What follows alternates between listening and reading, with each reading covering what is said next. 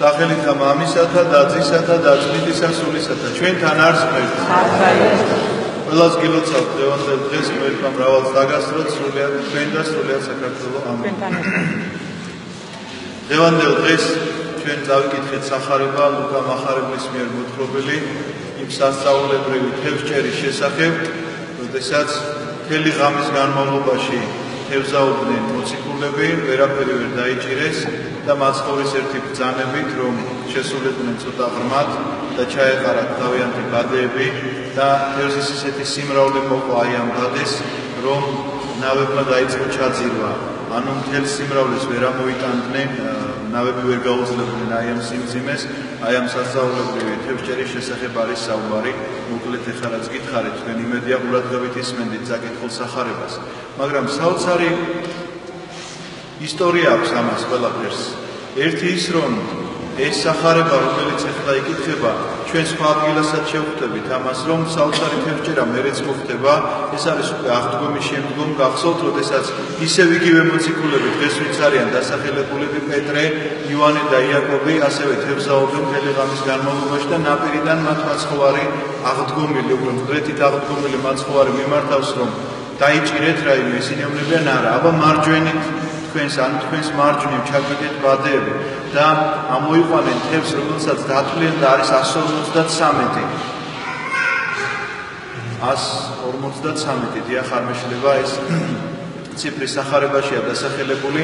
ამას აბსოლუტურად სხვა მნიშვნელობა აქვს, მაგრამ მე მინდა რომ ეს საცისკრო სახარებები, რადგან ყოველ შაბათს ერთი და იგივეა კვირის საცისკრო სახარებები და თქვენ ამ ისტორიას მოისმენთ, უნდა გახსოვდეთ რას ნიშნავს ეს. ეს იმას ნიშნავს, რომ მაცხოვარი მათ აგზავნის, ისინი უკვე კაცთა მებადურები უნდა გახდნენ და 153 სახეობის თევზის ცხოვრობდა მაშინ გენესარეთის ტბაში და 153 აბსოლუტურად სხვადასხვა ჯიშის თევზია. ეს იმას ნიშნავს, რომ მოციქულები უნდა წავიდნენ და იქადაგონ სხვადასხვა ერში ეს შავკანიანია, ყვითელკანიანია, თვალწვრილია თუ თვალმსხვილია, მნიშვნელობა აქვს აბსოლუტურად ყველანაირი რასის ადამიანთან უნდა მიიტანონ. ღვთის სიტყვა და უნდა უქადაგონ მას. ეს თევზჭერა სწორედ ამას განასახიერებს, მაგრამ ეხლანდელი დღევანდელი თევზჭერა ცოტა სხვანაირი შინაარსისაა. და მე ყოველთვის მაფიქრებდა ერთი რამ. აი ამ სახარებასაც ვკითხულობდი, რომ აი სახარება არის ესეთი, რომ მაცხოვარს ძალიან ბევრი ხალხი ესე იგი ავიწროებს, ამიტომ ნაპირზე დგომ ნავში შედის და იქიდან იწყებს ქადაგებას. და უცბად ესეთ სიტყვა წერია, როგორც კი დაასრულა ქადაგება, იწყებს თევზაობას. და რა უფრო მნიშვნელოვანია, თევზაობა თუ ქადაგება. და სულ მაინტერესებდა რა თქვა, კაცო, იქნება ისეთი რაღაცა კარგი რამე თქვა, რომ ჩვენი რა თქმა უნდა კარგი რაღაცა თქვა, მაგრამ ამაზე უფრო მნიშვნელოვანი იყო ეს თევზაობა და რატომ ეხლა მოგახსენეთ. პირველ რიგში ის მინდა გითხრათ, რომ არაფერი არ იცვლება. დიდად რაღაც ამ საუკუნეების განმავლობაში ეს დღესაც ესეა ხალხის მსმენელი მადლობა ღმერთს ყავს ქრისტეს ეკლესიას და ეს არის ნავი, ეს ამბიონი, საიდანაც მაცხოვარი ქადაგებს. შესაბამისად, ეს თქვენ თვალწინ რაღაცა რომ დაიხატოს ეს სურათი როგორ მოხდა, აბსოლუტურად ჩვეულებრივი ამბავია, იმიტომ რომ მე რომ ამ შუაში დამაყენე, ხა ვიღაცა ვერ დამინახავს, ვიღაცისთვის რაღაც ხმად შეიძლება ცუდად მივიდეს, იმიტომ რომ აქ ამაღლებულ ადგილას, შესაძაც ადამიანი დგას და თქვენ გესაუბრებათ, ეს იმას ნიშნავს, რომ ყველაზე კარგი აღქმის უნარი მაშინ აქვს ადამიანს, როდესაც არა მარტო ისმენს, არამედ ხედავს კიდეც ვინ ესაუბრება მას. შესაბამისად, ეს, რა თქმა უნდა, ქრისტემ არა მარტო ქადაგება ასწავლა, არამედ ქადაგების ხერხებით ასწავლა ეკლესიას ზოგადად. იმიტომ რომ პირველი პედაგოგი თვითონ არის, ეს ხომ რაღაცა პედაგოგიური მოღვაწეობაც არის ერთგვარად. შესაბამისად, პირველი პედაგოგი თვითონ არის საუკეთესო პედაგოგი, რომელიც ამას ყველაფერს ისე აკეთებდა, უნებრივად აკეთებდა, რომ ამას ეკლესია დღესაც იმეორებს და გამეორება არის დღევანდელი დღეც. მაგრამ დაუბრუნდეთ ჩვენ თავარ თემაზე. შედის აი ამ ნავში, რომელიც ეკუთვნის პეტრე მოციქულს და მასთან ერთად არიან იოანე და იაკობი, როგორც უკვე მოგახსენეთ და იწყებს ხალხის შეგონებას. თუმცა კი არც ერთი სიტყვა მისი ქადაგებისა დღევანდელი არ არის მოხმობილი.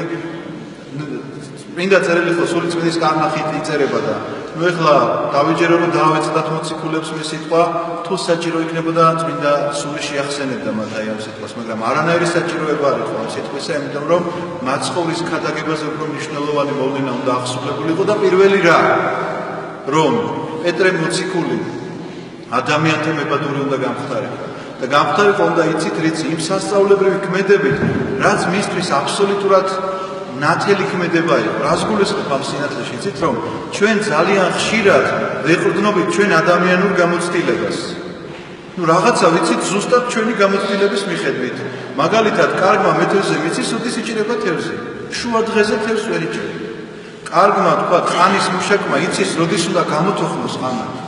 კარგმა თქვა ამინდის დამკვირვებელი ვინც არის, რა ქვია ამ პროფესიას არ მახსენდება ეხლა, მან ზუსტად იცის რა იქნება ხვალ, იმიტომ რომ აკვირდება ბუნებრივ მოვლენებს, აკვირდება თქვა ღრუბელს, მზეს, ვარსკვლავებს, გადაადგილებას და ამბობს, ხვალ წვიმა იქნება, ან ხვალ ქარი იქნება და მართლაც ესე ამართლებს. ანუ ჩვენ საკუთარ გამოცდილებაზე დააყრდნობით ძალიან ბევრი რამ ვიცით, მაგრამ არის რაღაცა, რაც ბუნებრივ მოვლენებს ეწინააღმდეგება და ჩვენი გამოცდილება გინდ გქონია და გინდა ერთ წამში შეიძლება დაიყვეს და დაიქცეს ყველაფერი, იმიტომ რომ ღმერთისთვის ყველაფერი შესაძლებელია და ადამიანისთვის არ არის ყველაფერი შესაძლებელი. შესაბამისად, ნახეთ, მსურველი იმისა, რომ ვიღაცას უნდა სწავლა, ეს კარგია, მაგრამ რატომ იქნა პეტრე გამორჩეული, რატომ იქნა პეტრე ამ მოღვაწეობისთვის არჩეული, იოანე და იაკობი განსაკუთრებული მოციქულები რატომ არიან? ეხლაც ხომ ამ ნავში არიან. მერე ხომ გამოცხადების დროს როგორც უკვე გითხარით, იმ ნავშიც ხო არიან, სადაც მე 153 წელს თევზს დაიჭერენ. თაბორის ტბაზეც ისინი არიან, გენესარეთის ტბაზეც ისინი არიან, გეცამანის ბაღშიც ისინი არიან. აი ეს განსაკუთრებული ამბებია. მკვდრეთით აღდგინება როცა ხდება იაიროსის ქალიშვილისა, მაშინაც 203 მოციქული. რაღაცა მათ განსაკუთრებული აქვს. რა არის იცით ეს განსაკუთრებულობა? ერთია მონდომება სწავლისა და მეორეა დამორჩილება. რომ ვინც არის შენი მასწავლებელი, მას შენი მორჩილება. იმიტომ რომ რაღაცა შეიძლება იცით, აი ძალიან მინდა ეხლა მე რომ ვიცოდე გერმანული ენა. მაგრამ მასწავლებელს არ უჯერებ, რომელიც მეუბნება რომ ეხლა ეს უნდა, იმიტომ რომ მეზარება. შედეგი არ მექნება. თუ კი მინდა და თუ კი ვემორჩილები, აუცილებლად შედეგი მექნება. და ეს არის პეტრეს მდგომარეობა. ნახეთ, მან ზუსტად იცის, მთელი ღამის ნათევზავებია და ზუსტად იცის რომ თუ კი თევზი შეიძლება დაიჭიროს ადამიანმა, ამისთვის საუკეთესო დრო არის ღამე. და ეხლა არის შუა დღე. შუა დღეს თევზი არ იჭირება, ზუსტად იცის და ნახეთ რა შეუნება მაცხოვარი რო ეუბნება რომ შევიდეთ ეხლა და ბადეები ჩაყარეთ. მთელი ღამე თევზაობდით მოძღვარო, მაგრამ შენი სიტყვის გამო რახან შენ გვეუბნები, შევა ჯერ მოციქულები არ არიან ესე. ან არ არიან სრულნი, შეიძლება ითქვას სამოციქულო მსახურებაში და უჯერებენ მაცხოვრის სიტყვას, შედიან და ნახულობენ ამ საოცარ მოვლენას. პეტრე უყურებს არაჩვეულებრივ ბუნების საწინააღმდეგო მოვლენას, იმიტომ რომ აქ იცით რა ხდებოდა. ბადე რომელიც გაშალეს მოციქულებმა, ბადეში კი არ მოყვა რაღაც თევზი. მთელი ტბის თევზი შეიკრიბა და არ ვიცი გინახავთ თუ არა ბადის თევზაობა ვინმე სან ტელევიზიით მაინც. ესეთი გასაშლელი ბადეები როცა არის, ამ ბადეებიდან თევზები პირიქით გარეთ ხტებიან. ნუ რაღაცა ჩქარა უსვევენ ამას. მებადურებს იმისთვის რომ რაც შეიძლება მეტი თევზის სიმრავლე მოყვეს მასში და ეს თევზები ცდილობენ რომ გარეთ გადახდნენ და აქ პირიქით იყო ყველაფერი. აი ამ ბადის ირგვლივ შემოიკრიბნენ ეს თევზები და შიგნით ხტებოდნენ პირდაპირ. ამიტომაც იყოს თევზის ესეთი სიმრავლე რომ ისინი რა თქმა უნდა ღმერთის აი ამ კურთხევას ასრულებდნენ, იმიტომ რომ მან ესეთი ბრძანება გასცა და რა თქმა უნდა აი ამ სიმძიმეს ვერ გაუძლებდა ეს ნავები და რა თქმა უნდა ალბათ იქ ბევრი თევზიც დატოვეს, იმიტომ რომ ვერ ამოიყვანდნენ და რო გაივსო ეს ნავებიო დანთქმამდეო კინაღამო ან დანთქმა ჩაძირვას ნიშნავს ამ შემთხვევაში.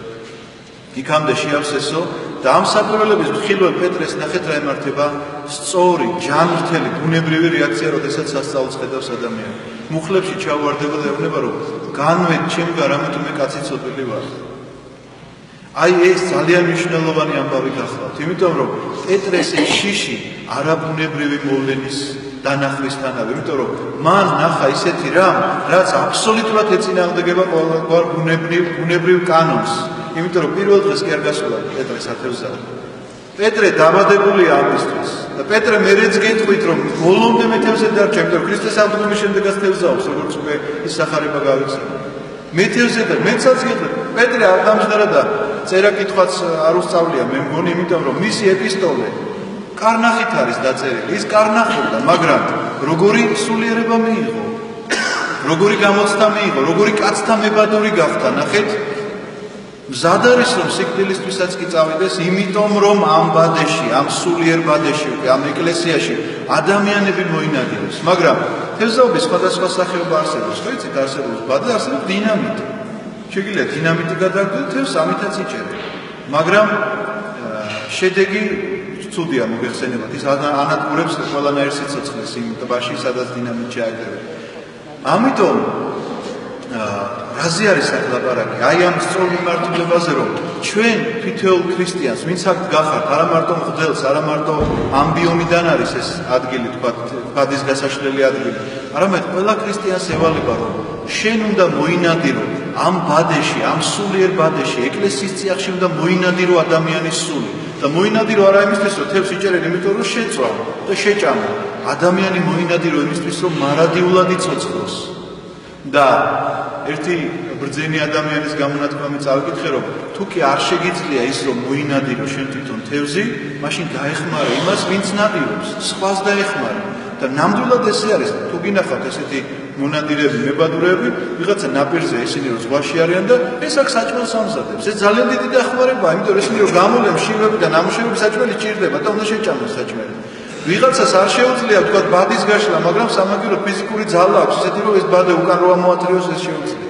ვიღაცას არ შეუძლია არც ერთი და არც მეორე, მაგრამ ცეცხლის დამთება შეუძლია, რომ ასე რომ თითოეულ ჩვენგან შეგვიძლია რაღაცით მონაწილეობა მივიღოთ სწორედ ამ ბადის მშენებლობაში და თითოეული რაღაცა ის უჯრედი ამ ბადისა შევავსოთ იმით, რომ მონადირებული იქნან ადამიანების სულები არა იმისთვის, რომ დავღობოთ, არამედ იმისთვის, რომ ვაცხონოთ, იმისთვის, რომ ქრისტესთან მივიყვანოთ.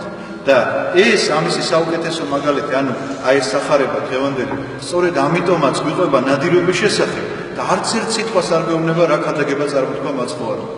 პირდაპირ წერია, რომ შევიდა ბრძანაო შერადგინება, ანუ ოდნავ რომ შესულიყვნენ წყალში, რომ ადამიანებს კარგად დანახვებოდა, იქადაგა დაამთავრა სიტყვა და ამის შემდგომ ხდება და ნადირობის პროცესი, ანუ აი ეს მეთევზეობის პროცესი აღწერილია დაწვრილებით და არც ერთი სიტყვა იმ შეგონებისა, იმ ქადაგებისა, რაც მან იმ საზოგადოებას უთხრა.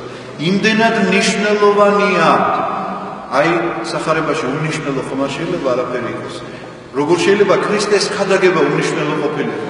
რა თქმა უნდა მნიშვნელოვანი იქნებოდა, მაგრამ იმდენად აღმატებული მნიშვნელობა ჰქონდა აი ამ თევზს ჭერას, იმიტომ რომ ნახეთ, რას პასუხობს ამ ძალიან ჯანმრთელ რეაქციას, პეტრეს ჯანმრთელ რეაქციას მაცხოვარი როგორ პასუხობს. ნუ გეშინია პეტრე, ამიერიდან იქნები კაცთა მებადორი და პეტრემ დაუტევა ყველაფერი და გაყვა მაცხოვარს და გახდა მართლა კაცთა მებადორი, როგორც უკვე მოგახსენეთ. ასე რომ, დანო და ძმანო, ვითხოვოთ უნდა უფლისაგან, რომ ქრისტიანები რომ ვართ, ეს ჩვენი პირდაპირი მოვალეობა, ეს ჩვენ მოგვეკითხეთ, რომ აი ამ ბადეში შემოყავდა თუ არ შემოყავდა ადამიანები. ვიღაცა შეიძლება ბევრი შემოყავდა, ვიღაცამ ერთი შემოიყვანა, მაგრამ ის ერთით საკმარისი იყო მისთვის. ვიღაცას არ აქვს ამისი ძალა, რომ შემოიყვანოს, მაგრამ დახმარება შეუძლია შემომყვანი ადამიანებისა. ამ მებადურების დახმარება შეუძლია, თანადგომა შეუძლია. ასე რომ ღმერთი არ დაუკარგავს არავის არაფერს, კეთილსაქმეს. ისიც როგორც ნახეთ რა წერს ერთ ადგილას, მოციქულს ვინც შეიწყნარებსო, ჩემი სახელითო, მოციქულებრივი პატივი მიეგება მას.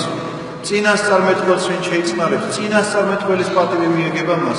ეს იცით რას ნიშნავს? ამას ნიშნავს სწორედ რომ შენ თუ არ შეგიძლია ამ ბადეში რომ მოიზიდო ადამიანები, უბრალოდ ეხმარები. იცოდეთ რომ მაინც მოციქულებრივი პატივი გაქვთ, იმიტომ რომ მოციქულს ეხმარებით.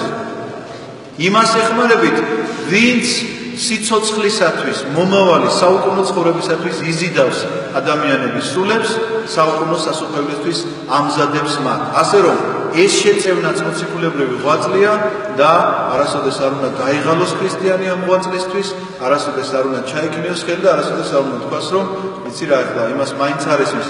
შენი მცდელობა უნდა იყოს შენი სიცოცხლის უკანასკნელ ბოლომდე, რომ ეს ბადე იყოს სავსე, ეკლესია ქრისტესი იყოს სავსე, რათა ვადიდებდეთ ერთობით მამასა და ძესა და წმინდასა სულსა, აც და მარადის და უკუნითი უკუნისამდე. ამინ.